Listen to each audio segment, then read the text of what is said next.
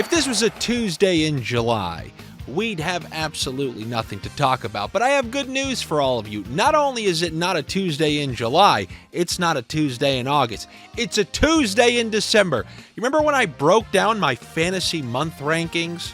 And I said months like December get a bad rap. Well, I am not a fan of the fact that nobody really goes out as much during the winter months.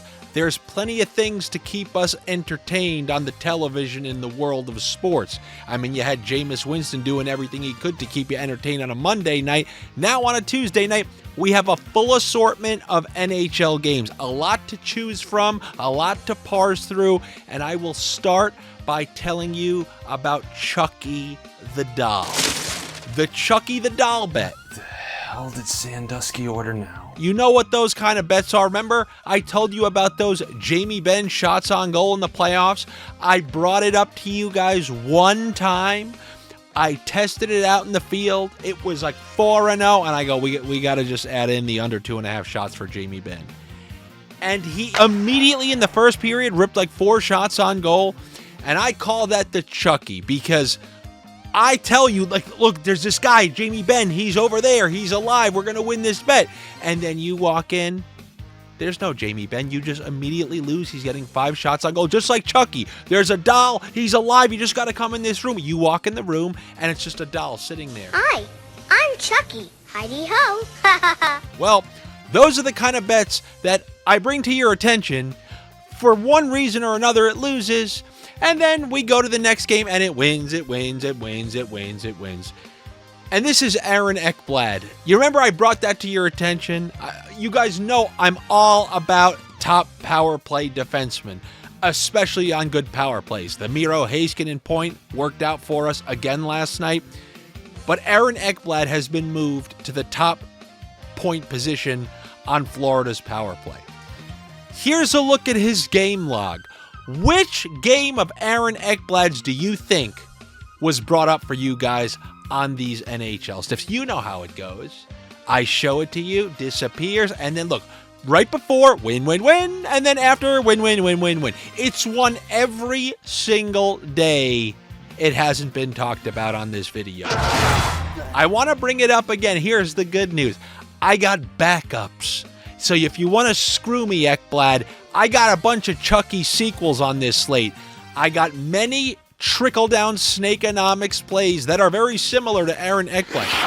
Ekblad, who's the top point defenseman on that Florida power play. We're taking the guy on the point working with Barkov, Tkachuk, Sam Reinhart. That power play unit, we're taking their defenseman.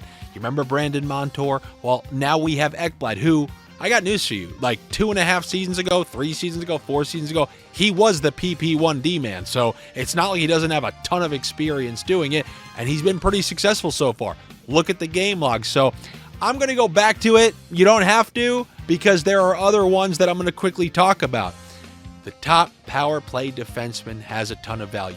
Look at Ekblad's game log before being inserted into the top power play, and then after. We have another guy in Minnesota, and he's replacing Brock Faber on Minnesota's power play. So Minnesota goes to the power play. You're sending out Kaprizov, Boldy, Eriksson, for now Rossi, until Zuccarello comes back.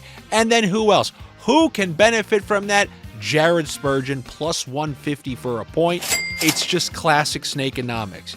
And if that doesn't tickle your fancy, I also like the under half of a point on Brock Faber. If someone goes up, someone goes down. Snakeonomics in the long run, it works out pretty well. And Spurgeon isn't the only one. There are other plays. We're seeing some line juggling in Buffalo. Buffalo, obviously their best 2 forwards for these last couple seasons. You have Tage Thompson and Alex Tuch. You've seen a lot of Peterka playing alongside them these last couple of seasons, last season and this season. Well, things haven't been working out so well for them offensively recently, so we're getting a little juggle. We're getting Jason Zucker, who we already know is on the top power play. So we have Zucker plus 132 for a point, playing alongside Tage Thompson and Alex Tuch in a home game against the Colorado Avalanche. That's a fantastic price, and if you combine him with Tage Thompson, that's a plus 200 point prop combo right there for the Buffalo Sabres. But I know, regardless of how good the deals are, you don't want that. You're a standard 9 to 5 walk into a pizzeria. Give me 1 regular, 1 Sicilian, 1 money line, and 1 total. Okay, why? What's the matter? My pizza's no good? All right, you want a total? I gave you a Pizzeria money line yesterday that actually worked out. Let's go with a Pizzeria total today. And that Pizzeria total is over 6.5. Are you excited? It's just the word over. It just makes the hairs on your neck stand up. But I think there's relatively good rhyme and reason here. And this is between the Washington Capitals and the San Jose Sharks. We have one of those perfect storms that I like to talk about. The low front crossing the high front. There's tornadoes in Los Angeles the day after tomorrow. And we're talking about a San Jose Sharks team they couldn't be in more of a groove offensively. They're getting 3 lines of production, RIP to the full Lund line, but you can't really argue with the results they're getting. The Zetterlund, Eklund, Celebrini line is killing it, and then they're getting Granlund producing with Will Smith on the 3rd line, getting jiggy with it. So they're producing offensively. And then on the other side, you have Washington just playing in a bunch of roller hockey games. Look at this. 20 goals combined in the last 3 games. Look at that game with the Devils. Look at the game with the Islanders. So they're scoring, they're conceding, and San Jose is playing their best offensive hockey of the year. To me, this one is a pretty good time to take a left jab at an over 6.5 plus 100 between the San Jose Sharks and the Washington Capitals. And then within that game, I know, trust me, I know you want to take Granlund, Eklund, Zetterlund. But if you use your noggin, only 2 of them play on the same line, and even those 2 don't play on the same power play. The best line combo in this game, to me, it's pretty easy to see. Celebrini and Eklund. Top line, top power play, and they're both very hot right now, and the prices on them are fantastic. Eklund's plus 105, Celebrini's minus 110. You put those together, you're obviously getting a fantastic line mate point prop combination. So give me Celebrini and Eklund along with the over 6.5 in that game between the Washington Capitals and the San Jose Sharks. Then I want to go to a place that not many people like to travel to this time of year. Not many free agents like to travel to, even to figure out if they want to sign there.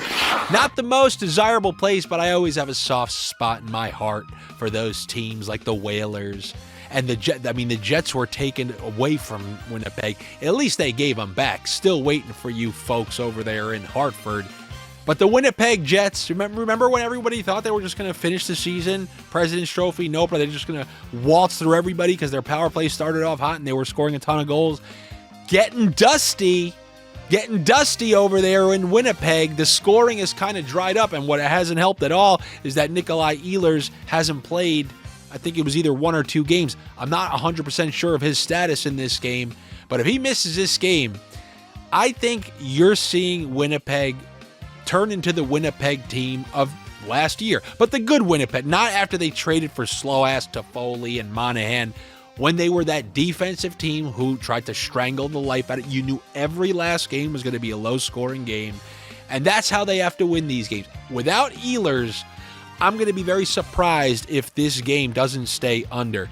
So without Ehlers playing, I mean, Cole Perfetti is going to have to do some real wiggling to find himself on the score sheet because Ehlers is kind of the straw that stirs on that line.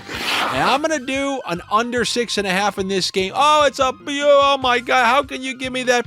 With the under half of a point on Cole Perfetti. He doesn't have Ehlers sheltering him on that line, so he's really going to have to do some digging to scratch out a point in what I think will be a lower scoring game, and something that it's a little daring, but I think it may be worth the price. I don't even know. I guess this doesn't qualify. Your pizza man won't take this, but that's the under 5.5 goals with a Winnipeg Jets win. I mean, really, what I wanted to say, on the Patreon, I just said Blues under 2.5 goals. That was just the classic. The game's in Winnipeg, Hellebuck starting, take the opponent for under 2.5 goals. But since that's minus 135, what I think is a better way to go is under 6.5 for the game with the under half of a point for Cole Perfetti, And then also maybe a little sprinkle on the Winnipeg Jets under 5.5 60-minute bet. That is what I have for you on a pretty stacked Tuesday. Good luck to you. Oh yes, I almost forgot. Better luck to me. Make sure you subscribe to the channel here. Every last click you give is very much appreciated. The click for the like, the click for the subscribe, the comment with the click, click, click, click, click, and then the notifications, which I actually do think you need to click because you get afternoon videos, you get morning videos, you get videos round the clock, not like multiple videos. You know, these people who have 17 sports betting videos a day, I don't know how you guys do it. I don't know how they do it. I always used to say this about Stephen A. Smith.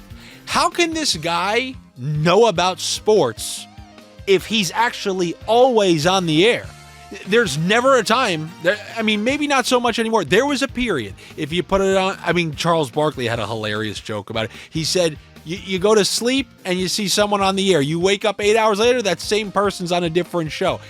How can somebody analyze anything if they're always actually on the air relaying information?